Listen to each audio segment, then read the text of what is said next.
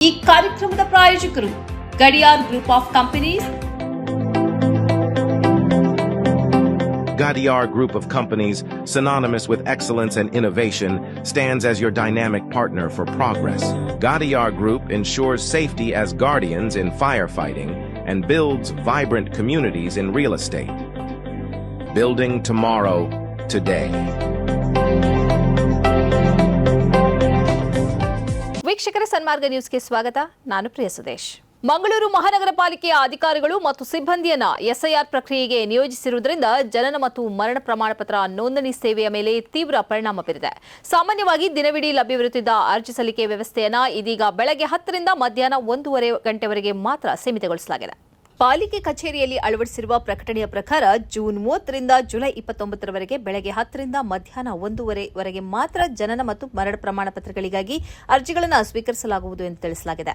ಪರಿಣಾಮ ಪ್ರತಿದಿನ ಬೆಳಗ್ಗೆ 106 ನಾಗರಿಕರು ಕಚೇರಿಯ ಹೊರಗೆ ಜಮಾಯಿಸುತ್ತಿದ್ದು ಸುದೀರ್ಘ ಸಾಲಿನಲ್ಲಿ ನಿಲ್ಲುವಂತಾಗಿದೆ.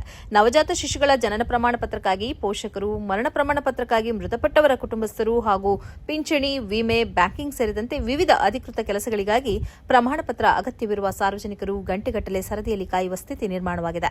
ಸಮಯದ ಮಿತಿಯಿಂದಾಗಿ ತಮ್ಮ ಸರದಿ ಬರುವ ಮುನ್ನವೇ ಕೌಂಟರ್ಗಳು ಮುಚ್ಚುತ್ತಿರುವುದಕ್ಕೆ ಸಾರ್ವಜನಿಕರು ಅಸಮಾಧಾನ ವ್ಯಕ್ತಪಡಿಸುತ್ತಿದ್ದಾರೆ. ಕರ್ನಾಟಕದಲ್ಲಿ ಮತದಾರರ ಪಟ್ಟಿ ವಿಶೇಷ ತೀವ್ರ ಪರಿಷ್ಕರಣೆ ಎಸ್ಐಆರ್ ಪ್ರಕ್ರಿಯೆ ನಡೀತಾ ಇದೆ. ಎನ್ಯುಮರೇಷನ್ ಫಾರ್ಮ್ ತುಂಬುವುದರಲ್ಲಿ ಉಂಟಾಗಿರುವ ಗೊಂದಲಗಳಿಂದ ಬೂತ್ ಮಟ್ಟದ ಅಧಿಕಾರಿಗಳು ಅಂದರೆ ಬಿಎಲ್ಒ ಹೆಣಗಾಡುತ್ತಿದ್ದಾರೆ. ಈ ನಡುವೆ ನಿಗದಿಪಡಿಸಿದ ಗುರಿಯನ್ನು ತಲುಪದ ಬಿಎಲ್ಒಗಳ ವಿರುದ್ಧ ಎಫ್ಐಆರ್ ದಾಖಲಿಸಲಾಗುವುದು ಎಂದು ರಾಜ್ಯ ಮುಖ್ಯ ಚುನಾವಣಾಧಿಕಾರಿ ಅನ್ಬುಕುಮಾರ್ ಬೆದರಿಕೆ ಹಾಕಿದ್ದಾರೆ. ಈ ಬೆದರಿಕೆಯು ಸಾರ್ವಜನಿಕ ಮತ್ತು ಆಡಳಿತಾತ್ಮಕ ವಲಯದಲ್ಲಿ ತೀವ್ರ ಚರ್ಚೆಗೆ ಗ್ರಾಸವಾಗಿದೆ. ಮತಪಟ್ಟಿ ಪರಿಷ್ಕರಣೆಯಲ್ಲಿ ಅನೇಕ ಸಂದರ್ಭಗಳಲ್ಲಿ ಅರ್ಹ ಮತದಾರರ ಹೆಸರುಗಳು ಕೈಬಿಟ್ಟು ಹೋಗುವುದು ಅಥವಾ ನಕಲಿ ಹೆಸರುಗಳು ಉಳಿದುಕೊಳ್ಳುವ ಸಾಧ್ಯತೆ ಇರುತ್ತದೆ. ಇಂತಹ ಪರಿಸ್ಥಿತಿಯಲ್ಲಿ ಅಧಿಕಾರಿಗಳು ನಿಗಾವಹಿಸಿ ಯಾವುದೇ ಮತದಾರರು ಮತದಾನದ ಹಕ್ಕು ಕಳೆದುಕೊಳ್ಳದೆ ಎಚ್ಚರ ವಹಿಸಬೇಕು. ಇಂತಹ ಪರಿಸ್ಥಿತಿಯಲ್ಲಿ ಅಧಿಕಾರಿಗಳು ನಿಗಾವಹಿಸಿ ಯಾವುದೇ ಮತದಾರರು ಮತದಾನದ ಹಕ್ಕು ಕಳೆದುಕೊಳ್ಳದಂತೆ ಎಚ್ಚರ ವಹಿಸಬೇಕು. ಆದರೆ ಪ್ರಸ್ತುತ ಎಸ್ಐಆರ್ ತದ್ವಿರುದ್ಧವಾಗಿ ನಡೀತಾ ಇದೆ. ಪರಿಷ್ಕರಣೆ ಪ್ರಕ್ರಿಯೆಯನ್ನು ಇನ್ನೂ ತ್ವರಿತಗೊಳಿಸಿ ಮತದಾರರನ್ನು ಹೊರಹಾಕಲು ಚುನಾವಣಾ ಆಯೋಗವು ದಾವಂತ ತೋರುತ್ತಿರುವಂತೆ ಕಾಣುತ್ತಿದೆ. ಆದ್ದರಿಂದ ಬಿಎಲ್ಒಗಳ ಮೇಲೆ ಎಫ್ಐಆರ್ ದಾಖಲಿಸುವ ಬೆದರಿಕೆಗಳನ್ನು ಹಾಕಲಾಗುತ್ತಿದೆ. ಇಂತಹ ಬೆದರಿಕೆಗಳು ಬಿಎಲ್ಒಗಳ ಮೇಲೆ ಮಾನಸಿಕ ಮತ್ತು ದೈಹಿಕ ಒತ್ತಡ ಹೇರುವಂತಿದೆ.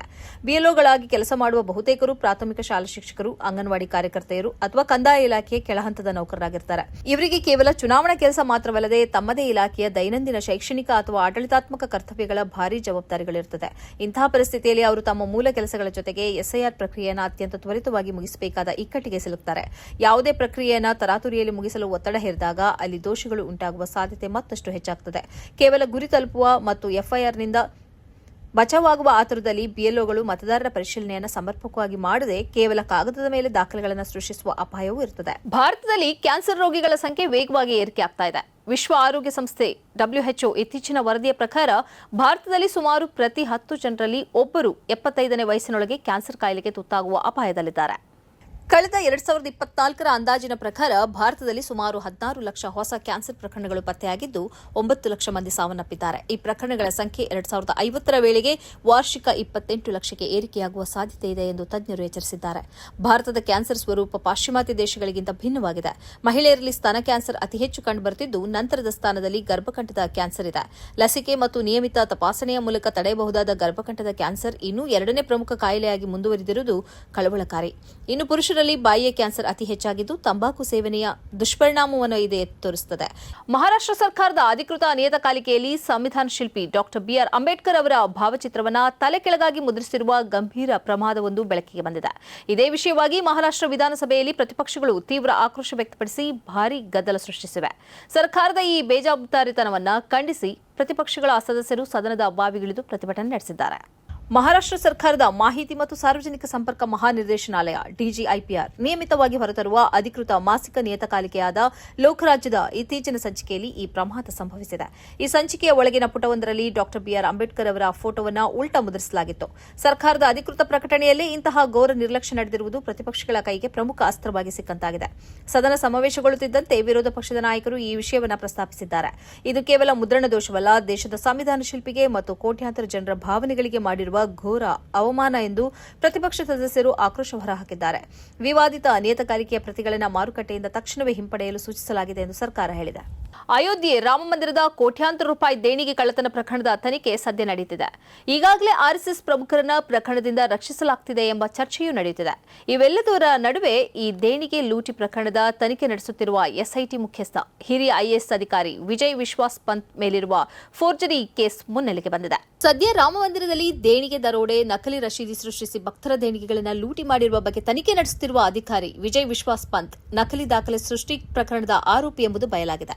ನಕಲಿ ದಾಖಲೆ ಸೃಷ್ಟಿಸಿದ ಆರೋಪ ಹೊತ್ತಿರುವ ವ್ಯಕ್ತಿಯಿಂದ ಪಾರದರ್ಶಕ ತನಿಖೆಯನ್ನು ನಿರೀಕ್ಷಿಸುವುದು ಹೇಗೆ ಎಂಬ ಪ್ರಶ್ನೆ ಹುಟ್ಟುಕೊಂಡಿದೆ. ಮಾಧ್ಯಮಗಳು ಮತ್ತು ಪೊಲೀಸ್ ದಾಖಲೆಗಳ ಮೂಲಗಳ ಪ್ರಕಾರ ವಿಜಯ್ ವಿಶ್ವಾಸ್ ಪಂತ್ ಅವರು ಈ ಹಿಂದೆ ಮೀರತ್ ವಲಯದಲ್ಲಿ ಕರ್ತವ್ಯ ನಿರ್ವಹಿಸುತ್ತಿದ್ದ ಅವಧಿಯಲ್ಲಿ ಅವರ ವಿರುದ್ಧ ಗಂಭೀರ ಆರೋಪಗಳು ಕೇಳಿಬಂದಿದ್ದವು. ಮೀರತ್ನ ಪರೀಕ್ಷಿತ್ ಗಢ್ ಪೊಲೀಸ್ ಠಾಣೆಯಲ್ಲಿ 2019ರಲ್ಲಿ ದಾಖಲಾದ ಪ್ರಕರಣ ಸಂಖ್ಯೆ 0092 ಎಫ್ಐಆರ್ನಲ್ಲಿ ವಿಜಯ್ ವಿಶ್ವಾಸ್ ಪಂತ್ ಅವರ ಹೆಸರಿದೆ. ಈ ವಂಚನೆ ಜಾಲದ ಎಫ್ಐಆರ್ನಲ್ಲಿ ಅವರನ್ನು ಆರೋಪಿ ಸಂಖ್ಯೆ 14 ಎಂದು ಹೆಸರಿಸಲಾಗಿದೆ. ಅಷ್ಟು ಮಾತ್ರವಲ್ಲದೆ ಈ ಪ್ರಕರಣವು ಇನ್ನೂ ಇತ್ಯರ್ಥವಾಗದೆ ಬಾಕಿ ಉಳಿದಿದೆ.